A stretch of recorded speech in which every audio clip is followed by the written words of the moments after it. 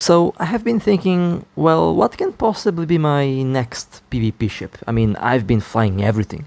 I've been in cruisers, in capitals, battle cruisers, I mean, everything. And then it popped in my mind that I haven't been flying interdictors. Well, technically I have been flying them, but I haven't been flying them for long. I did have a Thorax interdictor like a year or two ago, and that ship has seen some limited combat, but I haven't really been using them quite actively, so I guess it's time to get a bubble ship. And I thought to get a Thorax again, but I looked at the market and there was none of them available, so I had to settle with the closest ship possible. So I bought a Rupture Interdictor. Basically, that ship is very similar to the Broadsword, so I think I might be familiar with it. Also, I have fantastic skills for cannons, so that ship should perform really well. And I'm definitely going to have a lot of fun bubbling around with that thing. Soul bubbling, by the way, for now. And then the question that came after, the build. How will I build the ship? And this is where I kind of run into a little problem, since whatever I built, whatever I put into the ship, I was never really 100% happy with it. So we'll definitely have to make some compromises when I finally decide to have a specific build for that ship. Now I haven't developed any build for it. Now I'm playing around with a bunch of different ideas. You will see some of the ideas in this video, some of the tests to be more accurate, but that I actually like how the ship works, honestly. Surprisingly, the bubble ship seems to be fun, and I will definitely be flying it for the foreseeable future. Of course, we'll be flying all the ships besides the Rupture, obviously, but I'll be having fun with that ship, since it kind of poked my interest in it. It seems to be performing really well, and that's all I need to be interested in a ship.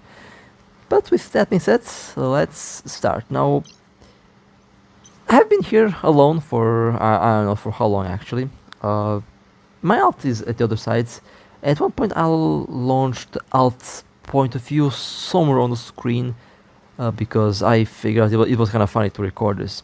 There was the Apocalypse Navy that's warped in, and obviously when I was looking at the local in the other system, I've seen a spike and I've seen a bunch of battleships just spawning in. And the Navy warped to the gate and jumped. Now, we all know that the navies are tanky, and that's obviously a Chonk Apocalypse Navy bait, so yeah, there's the Apocalypse Navy. At this moment, the battleships consist of 2 Macarials, a Tempest, and I've seen a Bomber. Now, I believe the Bomber might be used for tackle, or the Bomber might be used for tackle, and it might be used for scanning. So, one of these two things, or both combined. I haven't really noticed what Bomber. I think it was a Hound 2, although it might be a Hound 1, which has two medium slots, I believe. So, most likely a cloaky tackle ship with 2 scramblers.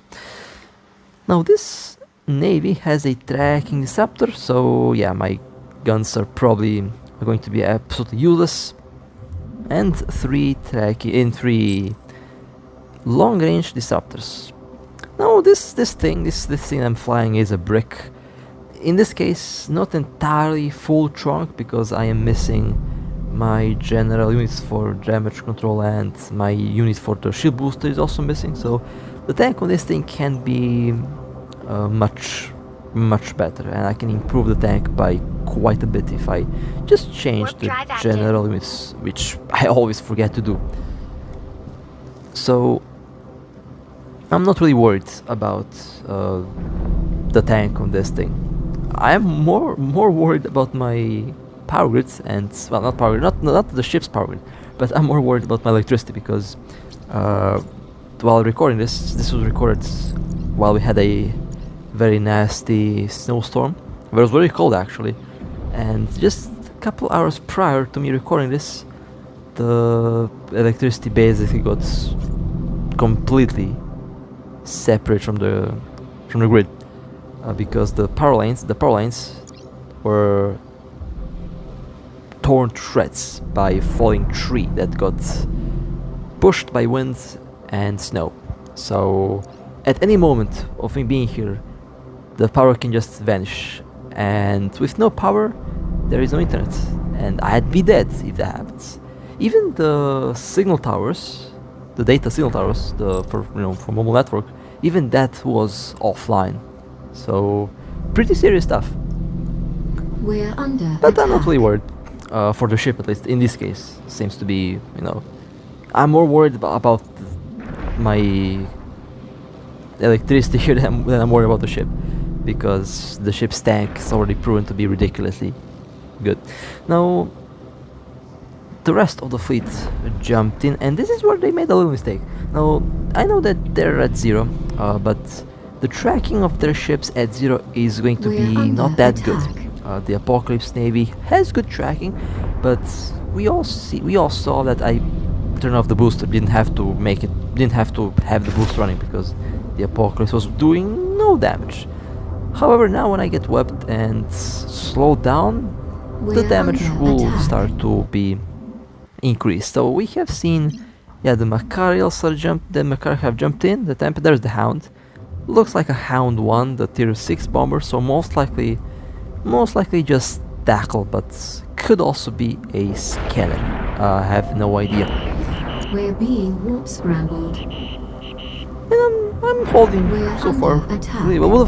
Would have been able to hold much better if I had my general units, but 3 glass ships, I believe the Macarials and the Tempest are full DPS, because that's usually how you fly the Macarial. The Macarial's tank isn't really spectacular when you look at it, We're but being it has warp good DPS and scrambled. good speed. So usually the Macarial is built for full DPS. The Tempest can do both, but I believe Warning, the Tempest capacitor is running low. built in a very similar way to the Macarial, to the 2 Macarials. So I assume 3 DPS ships and 1 bait chonk Apocalypse Navy. And I think I'm holding really well so far, based on the fact that I don't really have all the necessary general units installed on the ship. So yeah, that's kind of that's the little problem, that I always forget to equip the ship in a proper way when I'm doing something, because I have so many units, so much stuff around. damaged. It's very easy to forget, and when you're trying to go from point A to point B, yeah, you lose track of what you have equipped. So yeah, but I'm pretty happy with the tank. I mean, it held out for a very long time. The main problem that I encountered here is the capacitor. The capacitor on the Tempest Navy obviously isn't the best, and I can technically change the rigs, but Warning, capacitor I mean, running low.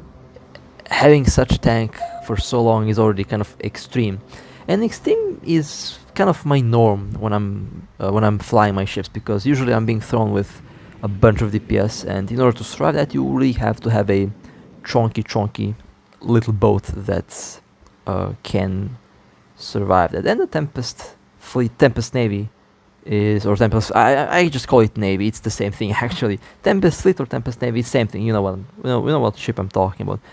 But I can definitely improve that tank a bit more. I will explore ways to do that in a cheap way, although that ship is anything but cheap. Now, here we have this is me flying a bubble for the very first time in a year or two, so yeah, kind of a revolutionary moment here. It is going to snow in hell because I'm flying a bubble ship. That's I can already see the demons in hell having a snowball fight because I start to fly a bubble ship. Now we have a Corvette. I figured that might be a good opportunity to actually get used to the ship, to see how it works, to learn the ship, since every ship has its own, I would say, personality. Every ship has its own thing, and this ship is going to be different from the Moa, going to be different from the Thorax. So as with any ship, I have to see how it acts, how it performs. basically as learning process is going to be there for every ship in the game, despite of your experience. Now, I landed a bit far off. The ship is 60 plus kilometers away. My bubble is, I think, 40 kilometers long, 40 or 45 kilometers long. So it should be able to catch a bunch of ships in a wide range. And of course, first ship, I had a very bad warping, and Warp drive it warped active. off, which is fine.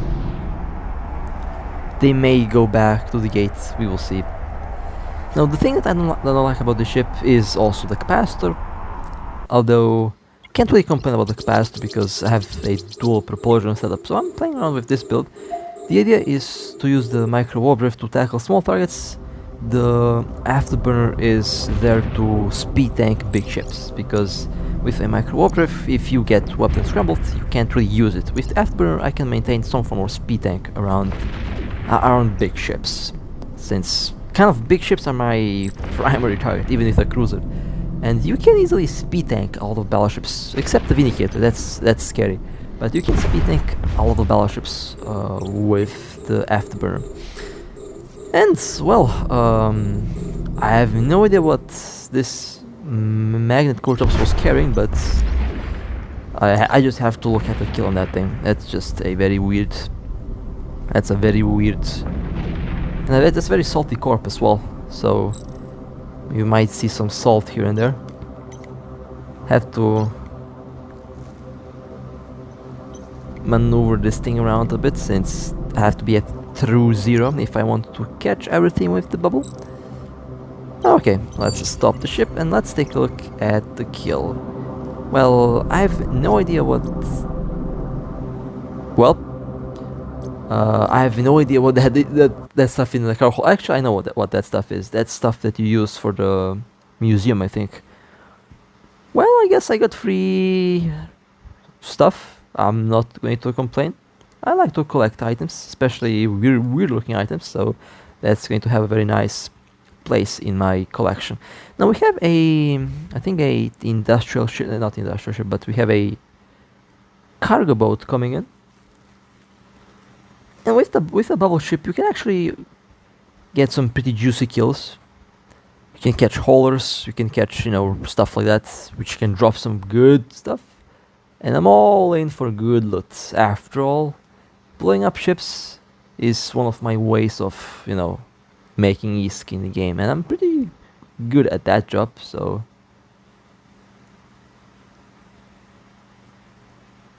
Well, pretty good at that job. We made billions and billions of ISK from loot. Now where there is a tire that jumped in. Now, of course, I always have eyes all over the place, so I'm not someone who's getting surprised that easily by a bunch of fleets or a bunch of ships. Very hard, because I always have eyes all over the place. And got the tire weapon scrambled. They're trying to burn back to the gate, but that's not going to work. Rammed. And let's mow down the armor. Let's go into hull, and there we go.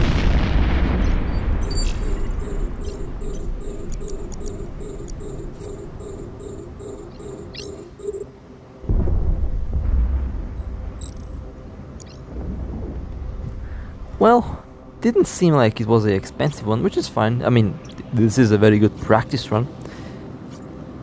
Almost 100 million. I'm not going to complain. Still, nice kill.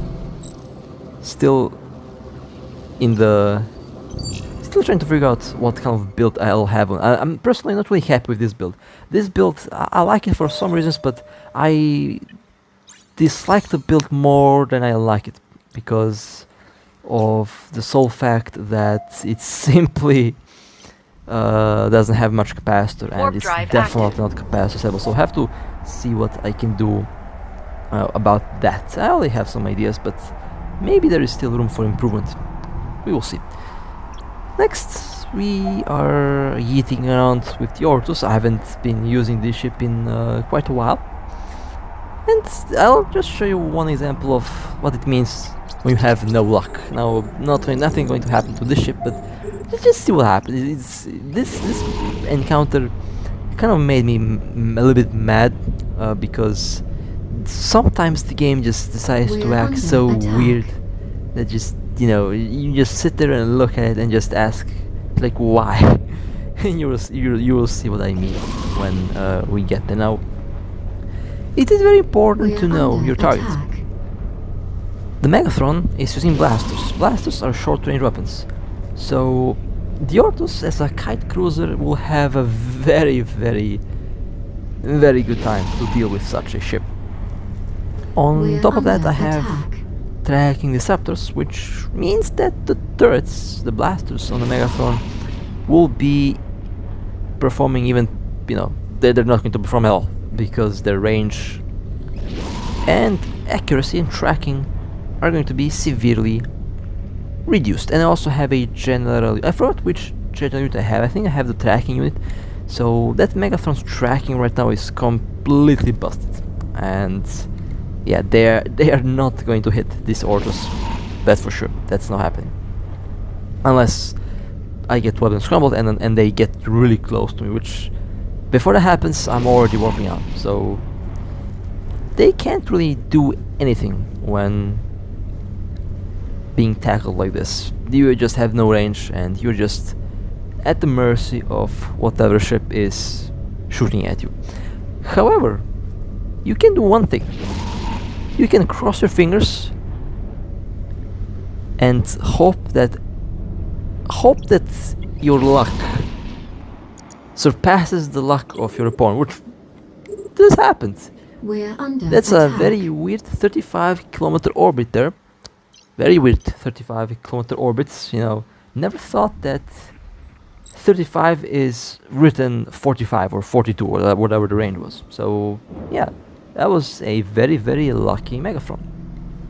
And this game sometimes has issues with maintaining a stable proper range. Why it does that, I have absolutely no idea. Sometimes it works, sometimes it doesn't. In my case, in most cases, when I'm flying this ship, I'm fighting to keep the ship in orbit. Not because the stability of the orbit is compromised by the ship's slow turning radius. This ship can maintain a stable 20-kilometer orbit without slingshot. Because, again, it's the Ortus. Not the most maneuverable ship, but it can maintain a stable micro-orbit, full-speed orbit at 20 kilometers. 35 kilometers should be no problem, but apparently it's a problem when I'm flying the ship, so I don't know. Just bad luck. Next, we have a Balgorn. Now this Balgorn was already prepared to warp off. Didn't really see them aligning when I was scouting, but they did decide to align when I warped in. Now the Balgorn did a very good job to warp off the first time, but unfortunately today I just felt like killing a Balgorn and I decided to kill a Balgorn, so I'm going to kill a Balgorn. So I did set up a little trap, warp back very quickly, and there we have the Balgorn right at my optimal range. Now they have been scrambled, they have been also webbed. I have that one web because why not? I like to use webs. My implant is offline, but not a big issue since the Macariel has pretty good default DPS even without the implant. A very weird USB connection issue, okay, I'm not really sure what's that all about, but in any case, I'm very close to the Balgorn. There is some local spiking going on there, very funny. Well, I mean, very funny. Could technically be a trap. At first I actually thought that it might be a trap, but you know, whatever happens, if the ship dies, it dies. It's just what it is. Balgorn is in hull. I'm preparing to go to a belt, and of course we'll loot the wreck. There we go. And I killed the Balgorn, just like that. Lovely. Well, I said I'm killing a Balagon today, and I did. I like to keep my word. Warp drive active. And let's warp out. That's quite a lot of. That's actually some very nice local spike there. Potentially could have really been a trap. Who knows? Just in case, if it is a trap, I'll just do something very stupid. And this is something that I don't really recommend that you try when you're doing this for the very first time. Try with a cheap ship because it does need some practice to get used to. But I'm going to dock with timer. This is something that I didn't really like to do, but you know, in some cases it's actually pretty useful. Usually I like to wait out the timer outside, but when you don't really know what's going on, it's just best to go and, you know, risk docking. Better to risk docking than to get caught by 70 ships outside. So yeah, going to dock, and the ship will dock, hopefully. That took a second too long there. A second too long, but the ship docked, and I'll just leave the ship so I prevent myself from accidentally clicking the undock button and getting torn to shreds by sentry guns. So that was it for. Actually, hold a second before I end the video. I haven't looked at the kill yet. I almost forgot the most important part. 4.1 billion, not bad. I'll take it. Decent kill. Any Balagon kill is a good kill.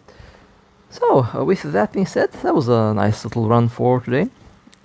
Honestly, I'm definitely looking forward to see what I'll do with the bubble ship, but have to figure out a build to make that thing work better. So with that being said, hope you guys enjoyed. If you would like to support me, feel free to like and subscribe. And with that being said, stay safe, fly safe, and as always, I'll see you next time.